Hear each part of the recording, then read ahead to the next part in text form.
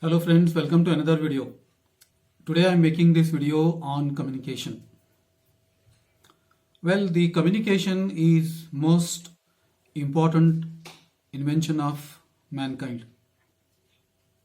Amongst all the animals, human beings are the only animals who use languages to communicate from one part of the world to another part of the world. I do understand this communication is very important in the professional world as well as in the corporate world. For a management graduate, communication plays very important role. Most of us we think that communication means it's only English and fluent English. Absolutely it is wrong. Communication is putting across our ideas meaningfully to another person which he or she can understand it. Well, I would like to take example of the interviews. When we go to interviews, most of our conversation and the communication happens in English. That is why most of the people think that communication is English and English is communication. So it is indeed important to learn and communicate better in English also. But along with that, it is indeed important to communicate in a better way in other languages too. For example, if you are living in Karnataka, knowing Kannada is also one of the most important part of your communication. Whether it is writing or speaking to people. If not writing, but at least speaking with people. And when you speak and when you use the communication, do not use local slang. Use a better and sophisticated Kannada language. Same applies to Hindi language also. Indeed, it is known that Hindi is our national language because it is spoken across most of India, most of the states in India. So indeed, Hindi too has its own importance in the corporate world. But apart from that, most of your communication, most of your presentations, most of your written communication happens in English. So English is considered to be the corporate language. And if you know better English, whether it is written or communication, you will be considered as you belong to elite class of people. Well, there are many exceptions also. If you go to tourist places like Goa, Agra, Bijapur, Bombay, in most of the historical cities across India, even you find the guides who are barely educated, who have barely passed even 10th class, they too speak English. And in some of the videos and viral videos, we have found that even the beggars speak in English in some part of India. So that's not definitely considered to be communication. That is only a language proficiency. That is only the language people use to communicate. But if you really want to use the language sophisticated in your corporate world, whether it is for meetings, whether it is for your presentations and briefing the clients, customers, government and media, English is considered to be the most preferred language of the corporate world.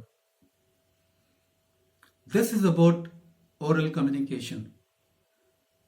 This plays only 8 to 10% of our communication, but 90 to 92% of our communication happens through signs, gestures, and our body language. How do we use our body language? That also speaks about our culture, our background, our education, and that also plays an important role in our growth. Most of the corporates, they do train their employees after they join them for some brief period on their etiquettes, manners, body language, and obviously on English communication. Today, no part of corporate or no part of the world is immune from global competition, from global exposure.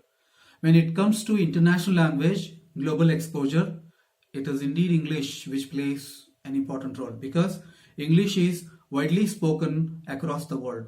That is why most of the people prefer English language as the mode of communication. The most important thing is how to learn English. Most of the people have this dilemma, and it is a $1 billion question for many. English can be learned by practice. It cannot be learned just by reading and writing. It is going to be learned by practice. What is that practice? As we come across day-to-day situations, as we come across news, as we come across people's conversation between themselves, that keenly we need to observe. And after once we observe them, we have to come back, find out the meanings of some of the words, vocabularies which we found during the time of conversation, which we did not understand at that point of time. So that is going to help us in improving our proficiency. Our vocabularies will increase. So that is one part of oral communication. When it comes to the grammar part, we need to speak English from proper grammatical way.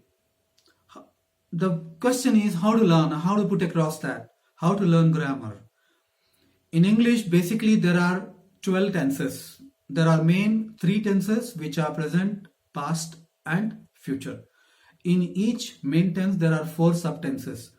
If you make them perfect, in which situation, which context, which tense we have to speak, and well, using the verbs, which verb we are going to use in which tense.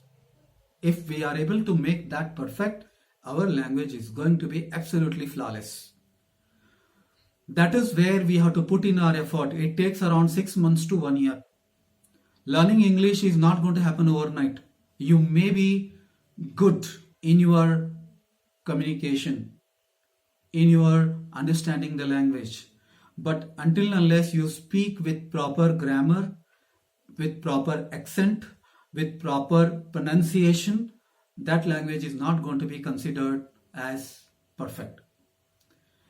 You can use the language which is going to help you to run your day-to-day course, where most of the Goans, most of the people in hotel industry in Goa, they speak. What they use? They use the local language, like I'm coming, you are going, he is doing, something like that. For everything they use that language only. That is called, the language of chefs, the language of butlers, and that is why it is called butler English. So we need to come out of that. For today's sessions, I conclude with this, the importance of English. The second part I will be taking care in the next lecture. Thank you.